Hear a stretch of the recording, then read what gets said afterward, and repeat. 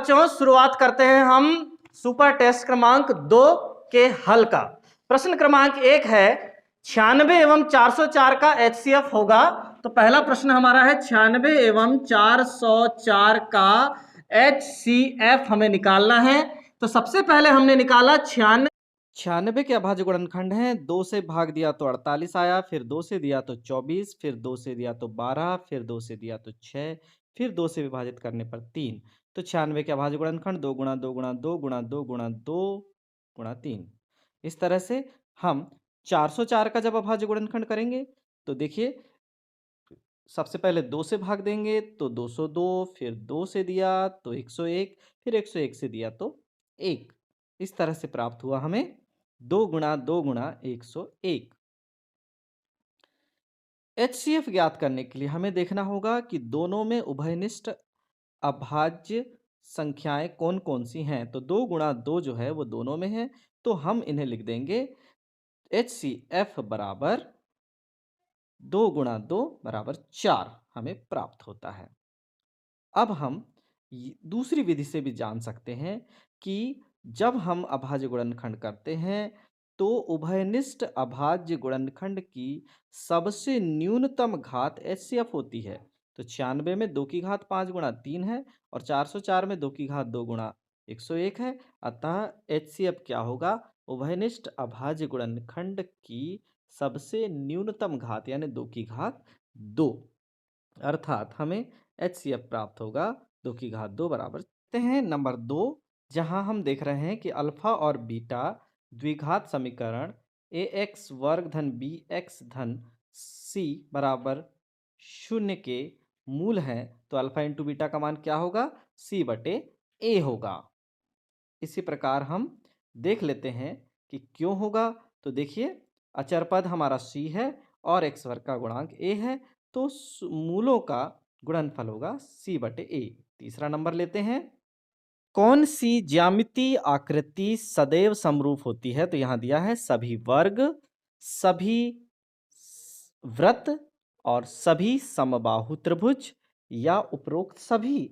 तो हम जानते हैं कि सभी वर्ग, सभी वृत्त और सभी समबाहु त्रिभुज हमेशा समरूप होते हैं, तो हमें ऑप्शन नंबर डी चुनना होगा, उपरोक्त सभी।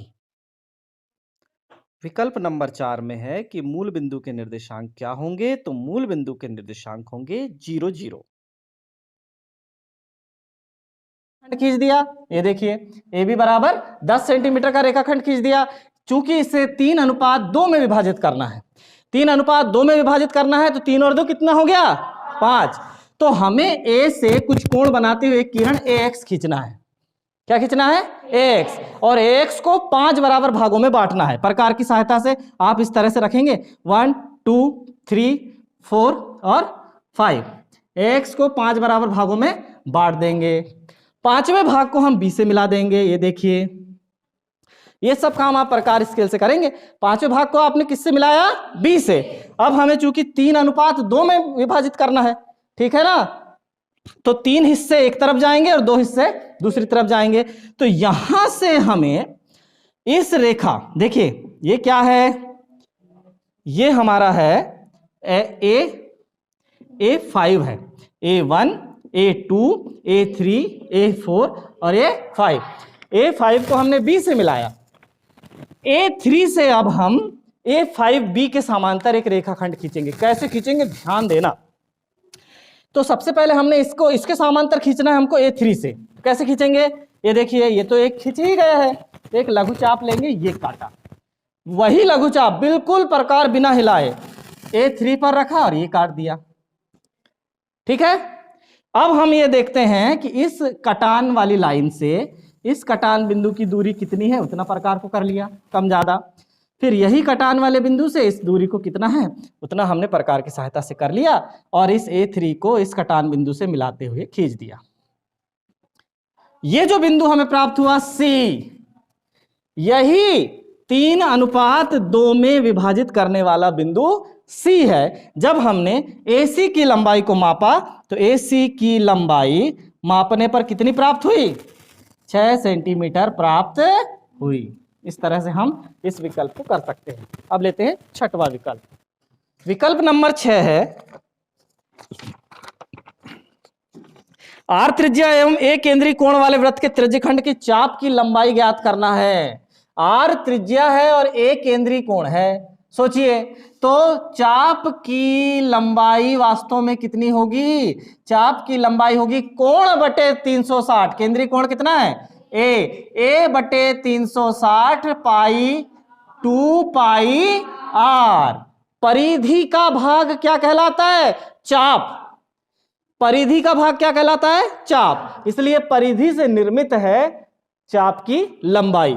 वैसे ही यदि त्रिज्यखंड के क्षेत्रफल का सूत्र यदि हमें पूछा जाता, तो त्रिज्यखंड के क्षेत्रफल का सूत्र क्या होता? ए केंद्रीय कोण बटे 360 गुणा पाई आर वर्ग होता। ये होता वर्ग इकाई में, ये होता इकाई में, है ना। तो यहां पर हमारा विकल्प नंबर बी सही है ना। ए बटे 360 2 पाई आर। अब हमारा देखिए रिक्त स्थानों की पूर्ति कीजिए। प्रश्न नंबर 2 है, A1 बटे A2 बराबर B1 बटे B2 बराबर C1 बटे C2 हो तो समीकरण A1 x धन B1 y धन C1 बराबर 0 और A2 x धन B2 y धन C2 बराबर 0 के क्या होंगे? ये स्थिति कौन सी स्थिति है? अनंततः अनेक हल होंगे। अनंततः अनेक हल होंगे। पहले भी हमारी इस विषय पर बात हो चुकी है। अनंततः अनेक हल होंगे। बाकी और कौन कौन सी स्थितियां ध्यान रखेंगे? A1 बटे A2 बराबर नहीं B1 बटे B2 यदि है तो समीकरण निकाय के अद्वितीय हल होगा। एक ही उत्तर होगा, एक अद्वितीय हल होगा। और यदि A1 बटे A2 बराबर B1 बटे B2 बराबर नहीं C1 बटे C2 है तो समीकरण निकाय के कोई भी हल नहीं होंगे। ये तीन स्थितियां हैं। अभी फिलहाल इस स्थिति में अनंततः अनेक हल होंगे। दूसरा खाली स्थान है हमारा कि द्विघात समीकरण x वर्ग धन bx धन c बराबर 0 का विविक्त कर क्या होगा? विविक्त कर होता है व्यापक वर्ग द्विघात समीकरण का विविक्त कर होगा b वर्ग ऋण 4ac। विविक्त कर का सूत्र क्या है?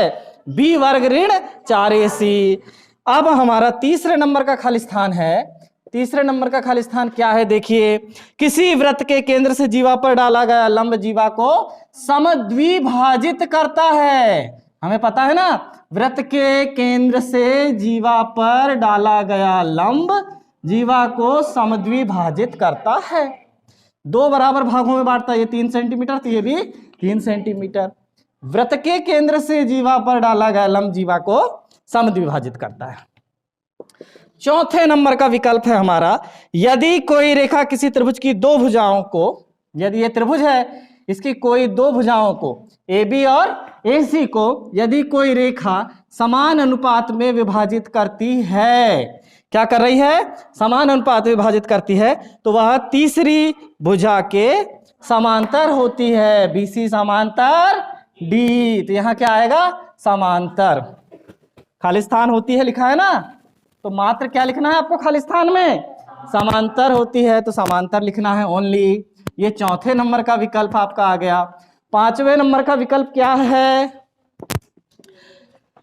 शंकु के आयतन का सूत्र क्या होता है? शंकु के आयतन का सूत्र V बराबर 1/3 पाई r वर्ग h घन इकाई।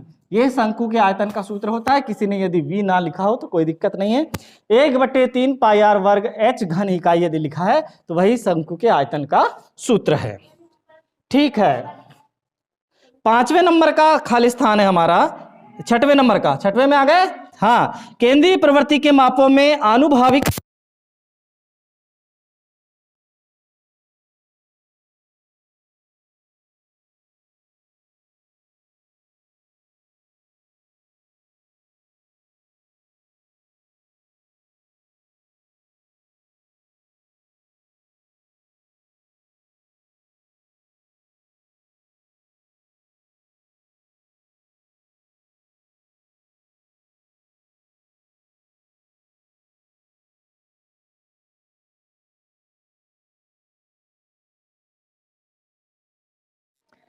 प्रश्न 3 है, एपी का सार्वांतर धनात्मक, ऋणात्मक या शून्य हो सकता है। एपी का सार्वांतर वास्तव में धनात्मक, ऋणात्मक या शून्य हो सकता है क्या?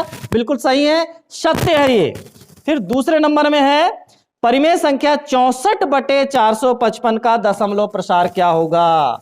दूसरे नंबर में 64/455 का जब हम दशमलव प्रसार करेंगे तो हमें केवल हर को चेक करना है। हर क्या है हमारा?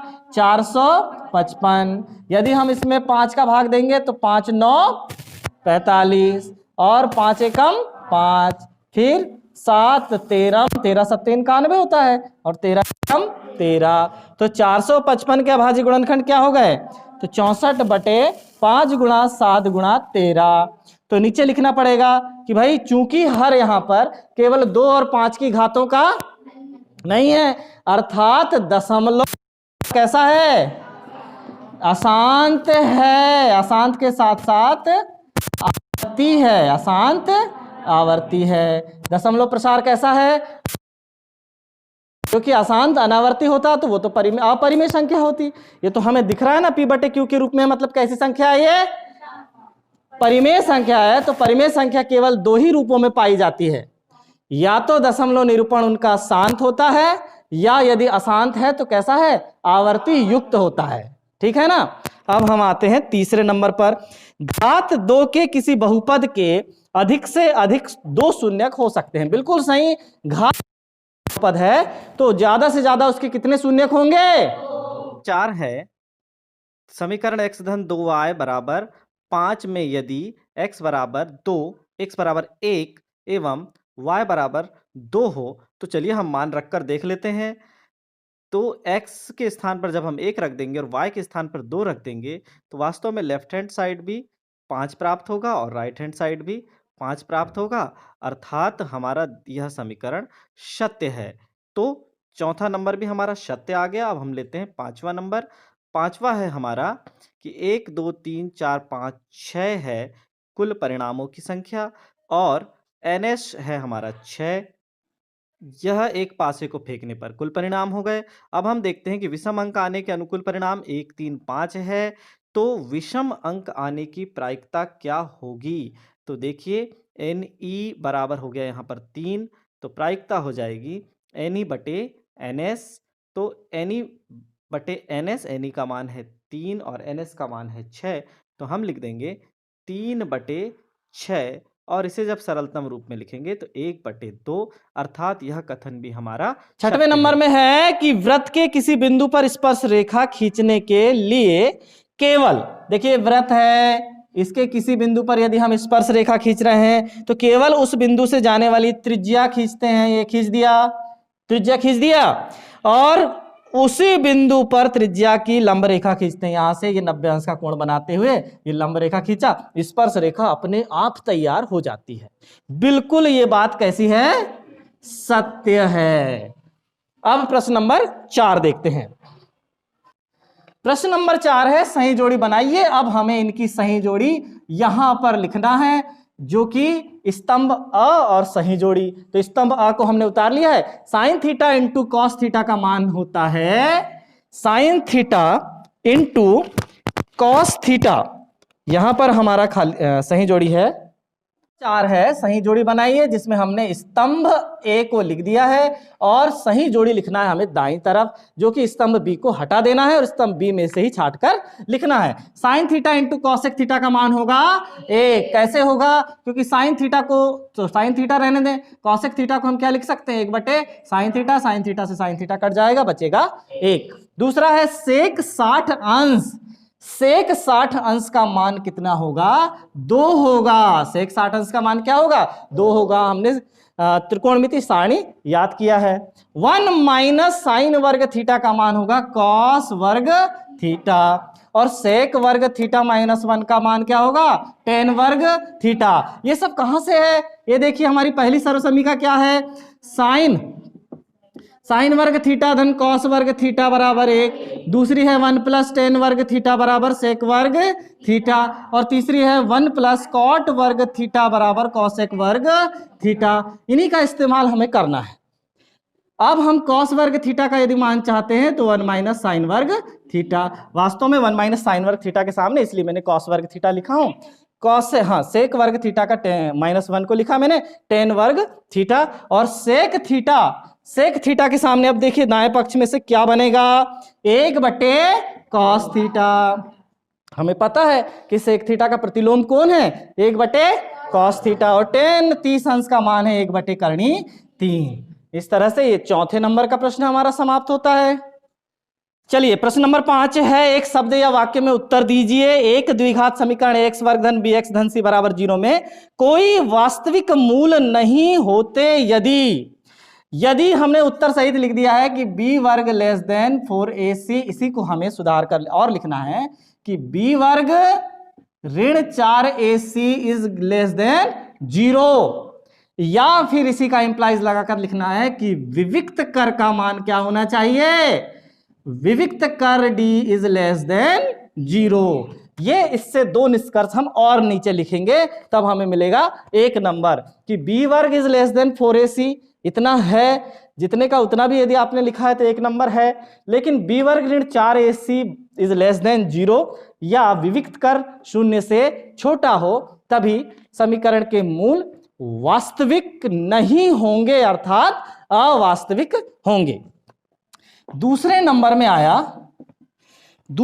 आया किसी समांतर श्रेणी का nवां पद होगा। nवां पद क्या होगा, यदि प्रथम पद a है और सार्वंतर d है तो nवां पद n बराबर a धन n माइनस 1d होगा। nवां पद क्या होगा, an बराबर a धन n माइनस 1d होगा। अब तीसरा प्रश्न आ गया भैया, आर त्रिज्या वाले वृत्त के क्षेत्रफल का सूत्र क्या होगा, आर त्रिज्या वाले वृत्त का क्षेत्रफल बराबर पाई आर वर्ग इकाई, पाई आर वर्ग इकाई या वर्ग सेंटीमीटर वर्ग मीटर के रूप में हम लिखते हैं, तो पाई आर वर्ग भी जिन्होंने लिखा है उनको आप नंबर दीजिए। अब चौथे नंबर में है, दो गोलों के आयतनों का अनुपात हमें दिया हुआ है। आयतनों का अनुपात दिया हुआ है, कितना दिया हुआ है, 64/27, तो उनके पृष्ठीय क्षेत्रफलों का अनुपात खाली स्थान होगा। आयतनों का अनुपात देखिए क्या दिया हुआ है, आयतनों का अनुपात 4/3 पाई आर की घात 3 r1 की घात 3 बटे 4/3 पाई r2 की घात 3, ये उनके आयतनों का अनुपात है, 64/27 है। तो देखिए 4/3 पाई से 4/3 पाई कट गया, r1 बटे r2 पूरे की घात 3 बराबर हम लिख सकते हैं 4/3 पूरे की घात 3। तो r1 बटे r2 बराबर वास्तव में क्या प्राप्त हुआ, 4/3 प्राप्त हुआ। तो उनके पृष्ठों का अनुपात ज्ञात करना है, पृष्ठीय क्षेत्रफलों का। तो पहले गोले का पृष्ठीय क्षेत्रफल क्या हो जाएगा, 4 पाई r1 वर्ग, दूसरे गोले का पृष्ठीय क्षेत्रफल क्या होगा, 4 पाई r2 वर्ग, 4 पाई से 4 पाई फिर कट जाएगा, r1 बटे r2 पूरे का वर्ग, और r1 बटे r2 का मान कितना है, 4/3, पूरे का वर्ग करेंगे तो 4 का वर्ग कितना हो गया 16, 3 का वर्ग 9, और अनुपात में लिखेंगे तो 16:9 हमारा आ गया आंसर। अब हम लेते हैं अगला नंबर है हमारा 5। 1 2 3 4 5 का समांतर माध्य होगा। 1 2 3 4 5 का समांतर माध्य क्या होगा, आंकड़ों का योग बटे आंकड़ों की संख्या, 1 2 3 4 5, तो सभी को ऊपर जोड़ देंगे और बटे 5 का भाग दे देंगे, 9 3 12 13 14 15/5, 15/5 मतलब कितना आया 3, समांतर माध्य कितना हुआ 3 हुआ। अब हमारा 6वें नंबर में आया, दो खिलाड़ी संगीता और रेशमा टेनिस का एक मैच खेलती हैं। संगीता द्वारा मैच जीतने की प्रायिकता कितनी है, संगीता, ये देखिए संगीता की प्रायिकता धन के जीतने की प्रायिकता, और किसकी, रेशमा के जीतने की प्रायिकता, दोनों का योग कितना है 1 है, दोनों का योग कितना है 1 है। संगीता के जीतने की प्रायिकता कितनी है 0.62 धन रेशमा के जीतने की प्रायिकता ज्ञात करना है। कितना आसान है बताइए आप, रेशमा के जीतने की प्रायिकता कितनी हो जाएगी, 1 ऋण 0.62, तो 1.00 में से 0.62 को घटा दीजिए तो कितना बचेगा यहाँ पर 0.38, ये रेशमा के जीतने की प्रायिकता है यहाँ। तो देखिए प्रश्न नंबर 6 क्या है, बिना लंबी विभाजन प्रक्रिया किए बताइए कि 77/210 परिमेय संख्या का दशमलव प्रसार शांत है या अशांत आवर्ती है? 77/210। सबसे पहले हम इसे सरलतम भिन्न में बदल लेते हैं। सरलतम भिन्न में कैसे बदलेंगे? तो देखिए 77/210 के हम सरलतम भिन्न में कैसे बदलेंगे? तो ये लिख दिया मैंने 77/210, फिर 7 एकम 7, 7 एकम 7, 7 3 21, 7 शून्यम शून्य, कितना आया? 11/30। अब हमें केवल हर के अभाज्य गुणनखंड देखना है। हर के अभाज्य गुणनखंड किया तो क्या हुआ? 2 15, फिर 2 नहीं जाएगा, 3 5। तो हर में कौन कौन आया? 2 गुणा 3 गुणा 5। शांत दशमलव निरूपण केवल तभी होता है जब केवल 2 हो, या केवल 5 हो, या 2 और 5 हो हर में। लेकिन ये नई चीज कौन है? 3। 3 के हर में होने के कारण दशमलव प्रसार अशांत आवर्ती है, शांत नहीं है। तो लिख देंगे चूंकि हर के गुणनखंड में 2 एवं 5 के अतिरिक्त क्या उपस्थित है? संख्या 3 है। अर्थात 77/210 का दशमलव प्रसार कैसा है? प्रसार अशांत तो है, अशांत के साथ साथ क्या है? अशांत आवर्ती है। आई बात समझ में? अब अगला प्रश्न क्या है? प्रश्न नंबर 7। द्विघात बहुपद दिया हुआ है हमें t वर्ग ऋण 15। ये द्विघात बहुपद है के शून्यक ज्ञात कीजिए। इसे हमें क्या करना है? शून्यक ज्ञात करना है। यानी t के स्थान पर हम ऐसा क्या रख दें कि ये बहुपद शून्य हो जाए। शून्यक ज्ञात करना है और शून्यकों तथा गुणांकों के बीच संबंध की सत्यता की जांच करना है। तो चलिए हम इसके शून्य ज्ञात करते हैं। तो हल में क्या हो जाएगा? t वर्ग ऋण करणी 15 का वर्ग लिख सकते हैं हम 15 को। भाई वर्गमूल 15 का वर्ग तो 15 ही तो आएगा ना। तो ये अब दोनों भागों में हम टूटेगा। तो हम लेंगे एक सर्वसमीका। कौन सी सर्वसमीका है? सर्वसमीका a वर्ग ऋण b वर्ग के रूप में जब भी कोई अंक या संख्या या बहुपद होता है तो उसे हम लिखते हैं a ऋण b और दूसरे कोष्टक में a धन b। इस रूप में हम लिखते हैं गुणनखंड को। तो लिख दो, क्या हो जाएगा? t ऋण करणी 15 एक कोष्टक में और t धन करणी 15 दूसरे कोष्टक में। अब हमें ये गुणनखंड प्राप्त हो गए। एक गुणनखंड को आपने शून्य किया तो बहुपद पूरा शून्य। तो चलो करते हैं। जब पहले गुणनखंड को मैं शून्य करता हूं, t ऋण करणी 15 बराबर 0। पहला वाले को, इस पूरे को आप 0 रख दीजिए। इसके साथ t धन करणी 15 का गुणा जब होगा तो 0 ही प्राप्त होगा। किसी भी संख्या का आप 0 से गुणा करके देख लीजिए, हमेशा क्या प्राप्त होगा? 0 प्राप्त होगा। तो t बराबर कितना हुआ? करणी 15। तथा जब दूसरे वाले को यदि हमने 0 कर दिया तो इसको करो t धन करणी 15 बराबर 0। तो t का मान क्या हो जाएगा? धन करणी 15 का जब पक्षांतर हुआ तो ऋण करणी 15। ये दो उत्तर हमें प्राप्त हो गए, पहला शून्यक और ये दूसरा शून्यक। बहुपद के हमें शून्यक प्राप्त हो गए। अब जब हम इनका योगफल और गुणनफल करते हैं तो क्या जादू देखने को मिलता है, देख लो। क्या हो जाएगा? शून्यकों का योग। शून्यकों का कितना होगा? करणी 15 धन ऋण करणी 15। करणी 15 में जब ऋण करणी 15 को जोड़ेंगे तो वास्तव में ये हो जाएगा करणी 15 ऋण करणी 15, ऐसा हो जाएगा। तो कितना प्राप्त होगा भैया? 0। अब 0 को हम अभी तो 0 ही रहने दें, इसके बाद 2 लाइन छोड़कर हम लिखें शून्यकों का गुणनफल। शून्यकों का कितना होगा भैया? करणी 15 पहला शून्यक और दूसरा शून्यक ऋण करणी 15। तो कितना हो जाएगा? करणी 15 का ऋण करणी 15 से गुणा होगा तो करणी 15 मिलकर 15, ऋण 15 प्राप्त हो गया। अब ऋण 15 के बटे कुछ नहीं है तो क्या है? 1 है।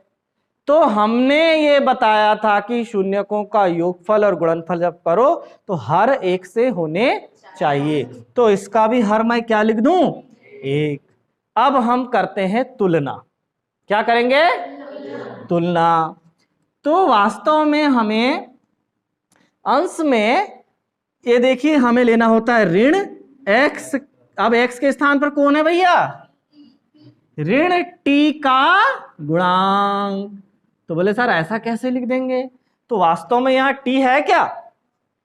t का कोई पद नहीं है, यानी हम इसको ऐसा लिख सकते हैं, ऐसा लिख सकते हैं इस बहुपद को t वर्ग धन 0t ऋण 15। इस बहुपद को हम ऐसा लिख सकते हैं। तो वास्तव में t का गुणांक कौन दिख रहा है आपको? 0 दिख रहा है, इसलिए मैंने लिख दिया ऋण t का गुणांक। ऋण 0 लिखने में क्या हर्ज है? 0 को ऋण 0 लिख सकते हैं। बटे 1 क्या है? t वर्ग का गुणांक। तो क्या लिख दूं मैं यहां? t वर्ग का गुणांक। ये मस्त हो गया।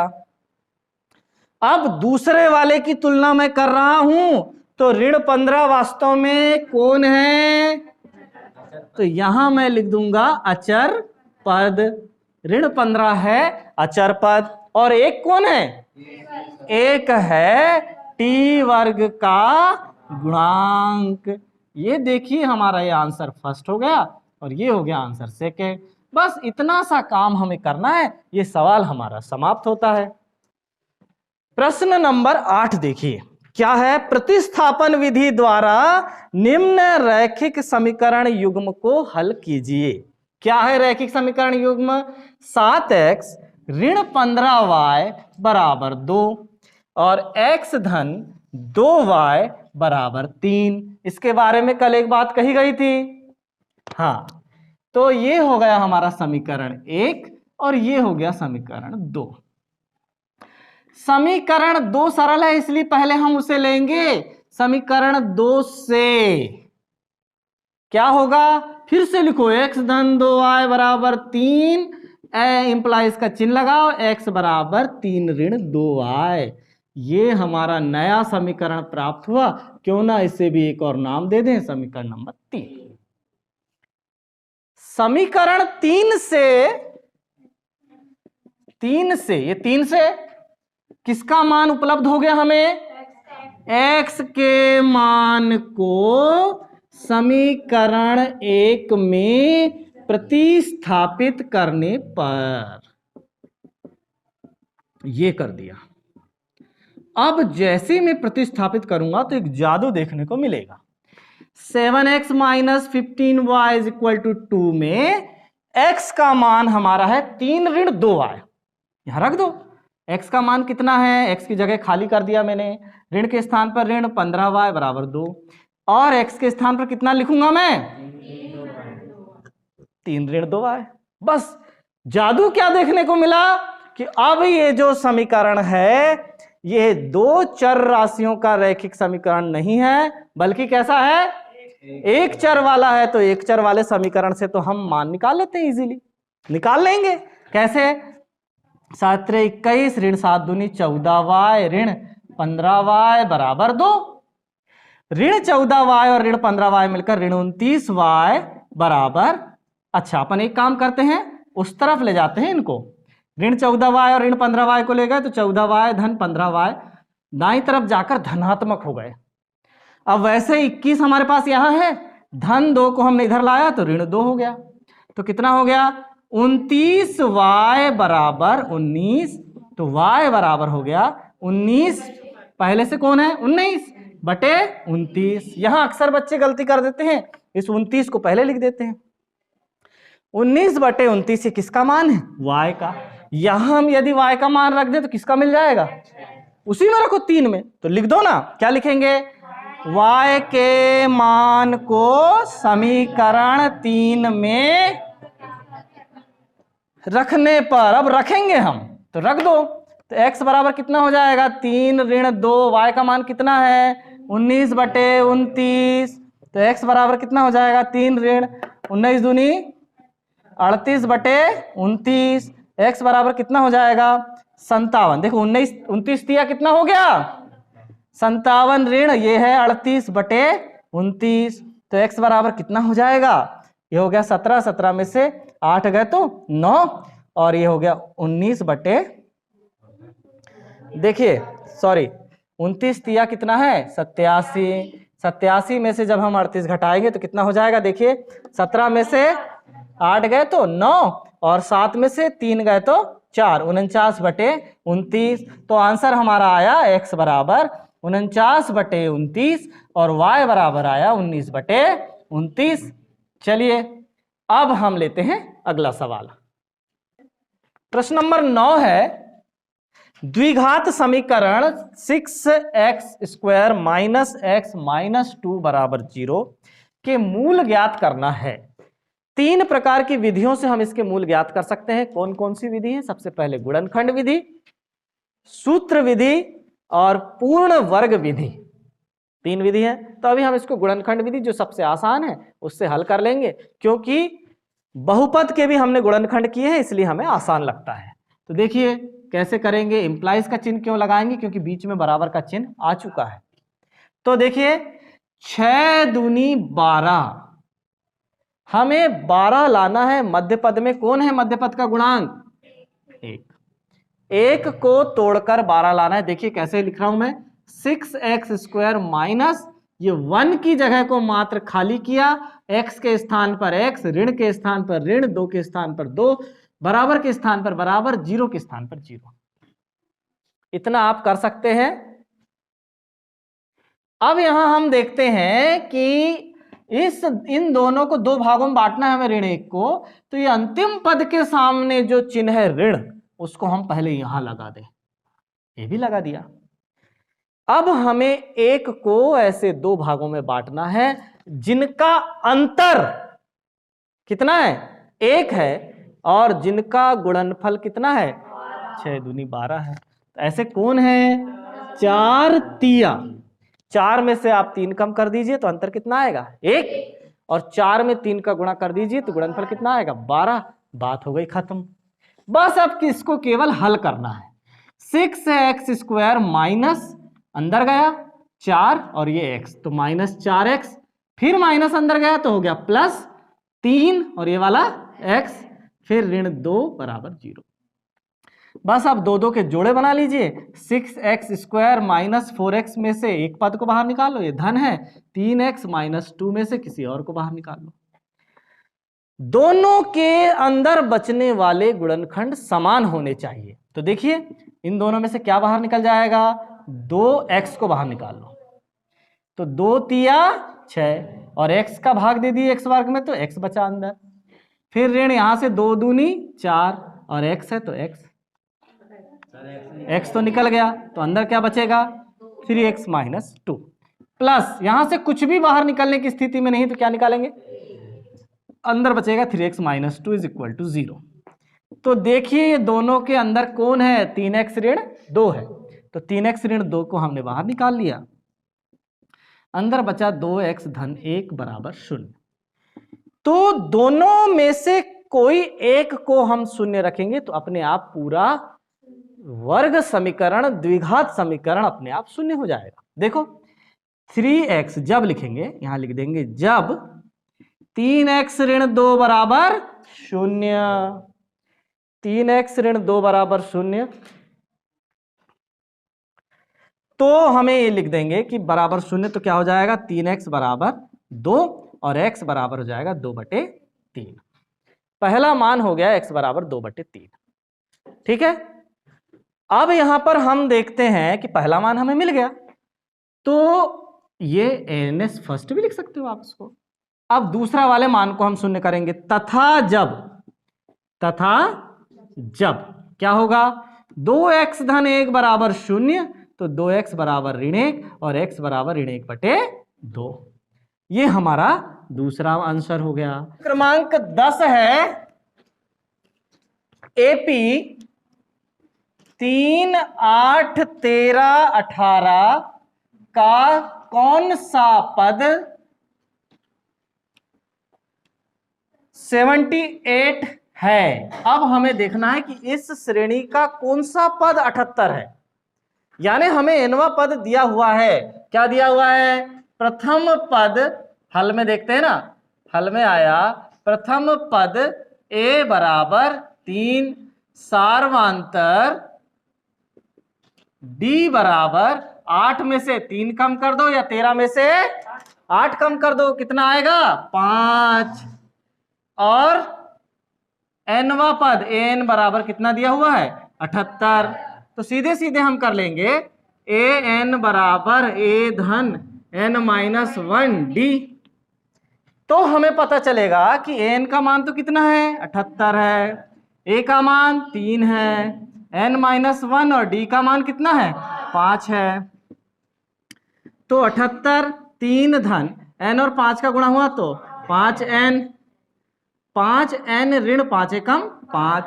n वाले पदों को अलग और संख्याओं को अलग कर देंगे, n वाला पद वहीं रह जाएगा। 5n बराबर कितना हो जाएगा 78, ये देखिए ऋण 3 धन 3 इधर आया तो ऋण 3 और धन ऋण 5 इधर आया तो धन 5, तो कितना हुआ 78 में से 3 कम हुए तो 75, 75 में 5 जुड़े तो 80, 5n बराबर 80, n बराबर 80 बटे 5, 16 पंचे 80, n बराबर क्या हो जाएगा 16। तो आंसर हो जाएगा 16वां पद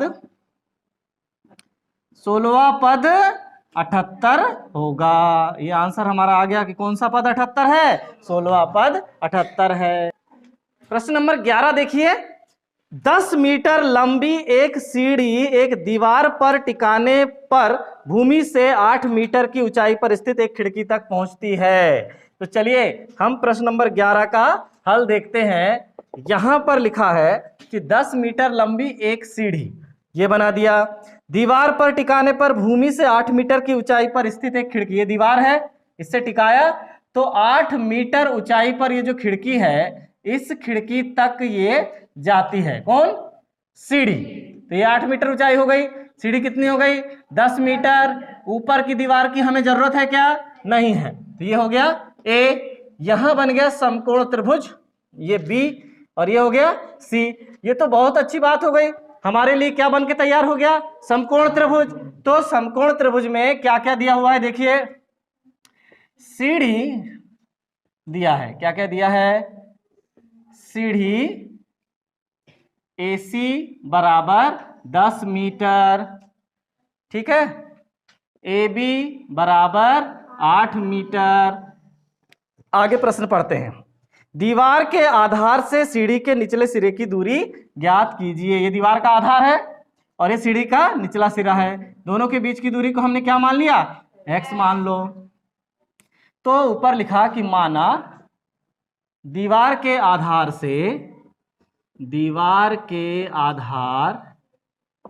B से सीढ़ी के निचले सिरे AC की दूरी BC बराबर x मीटर, ये हमने मान लिया, ठीक है। और ये दो चीज हमें दी हुई है।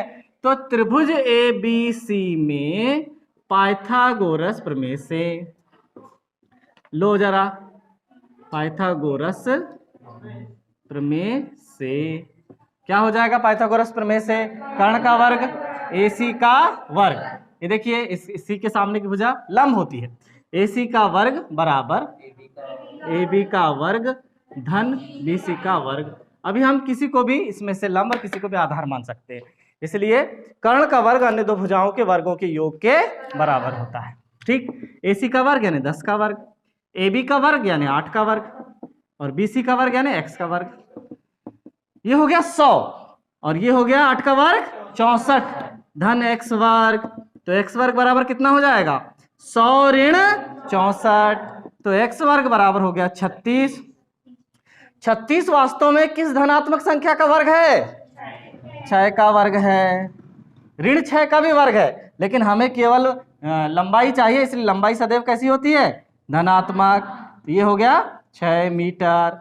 तो नीचे सीधे सीधे आंसर आ गया। क्या आएगा आंसर? दीवार के आधार से सीढ़ी के निचले सिरे की दूरी। आंसर लिख देंगे, दीवार के आधार से सीढ़ी के निचले सिरे की दूरी x बराबर 6 मीटर। ये आ गया। ठीक है, अब हम पहुंचते हैं 12वें नंबर के प्रश्न पर। प्रश्न 12 है, उस बिंदु के निर्देशांक ज्ञात कीजिए जो बिंदुओं, जैसे दो बिंदु हैं, कौन कौन से? ए ले लिया और बी ले लिया। ये कौन से हैं? ऋण 1 7 और 4 ऋण 3 वाले रेखाखंड को 2:3 में विभाजित करता है। माना ऐसा कोई बिंदु यहां C है जो 2:3 में इस बिंदुओं को विभाजित करता है। तो विभाजक बिंदु के निर्देशांक हमने मान लिया x और y। ठीक है, तो ये सब दिया है में आ जाएगा, और उसके बाद हम नीचे ले लेंगे, माना विभाजक बिंदु के निर्देशांक क्या हो जाएंगे? ये हमने मान लिया विभाजक बिंदु C x y, इसके निर्देशांक क्या हो गए? x y हो गए। तो क्या होगा x बराबर? देखिए x बराबर m1।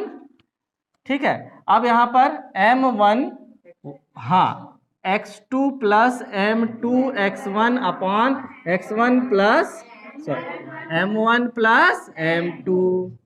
पहला बिंदु अपने आप इस सूत्र से निकल जाएगा, दूसरा बिंदु अपने आप किससे निकल जाएगा? y बराबर m1 y2 धन m2 y1 बटे m1 धन m2। बस खत्म सवाल।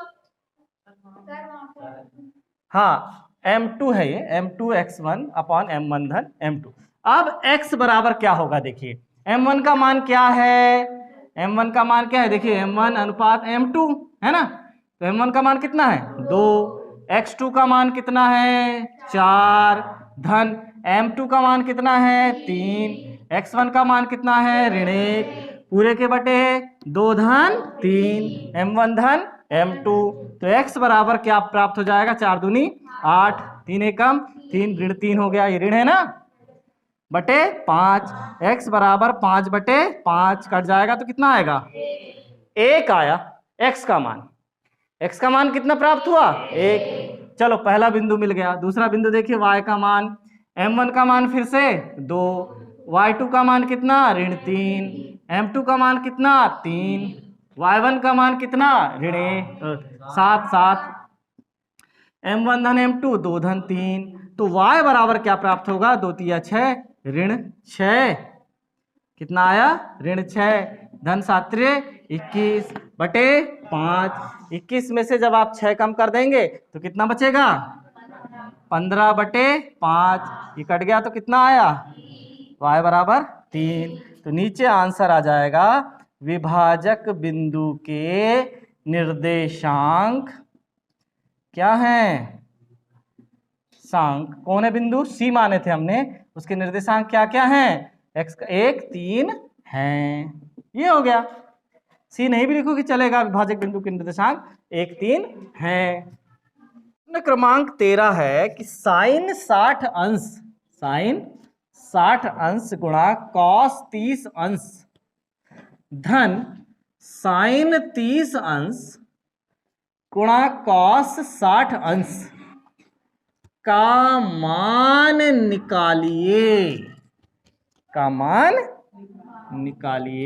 त्रिकोणमिति सारणी का एक वीडियो बना हुआ है पूरा, है ना, उसको यदि आप पढ़ोगे तो उसमें पूरा समझ में आएगा कैसे मान निकालना है, हमने पढ़ा भी है क्लास में। तो देखिए साइन 60 अंश का मान है करणी 3 बटे 2। अब साइन 60 और साइन कॉस 30 का एक समान होता है, तो कॉस 30 का भी मान क्या है? 2। वैसे ही साइन 30 का मान है 1 बटे 2, कॉस 60 का मान भी 1 बटे 2, दोनों एक दूसरे के पूरक हैं, है ना। तो करणी 3 और करणी 3 मिलकर कितना हो जाएगा गुणा करेंगे तो, और 2 और 2 का गुणा किए तो 1 एकम 1, 2 दूनी 4, तो 4 4 दोनों के हर में है तो क्या बना 4, अंश में क्या आ जाएगा 3 धन 1, तो 4/4, और जब इसको काटेंगे तो कितना प्राप्त होगा, एक आंसर आ गया। बताओ, सरल है बिल्कुल।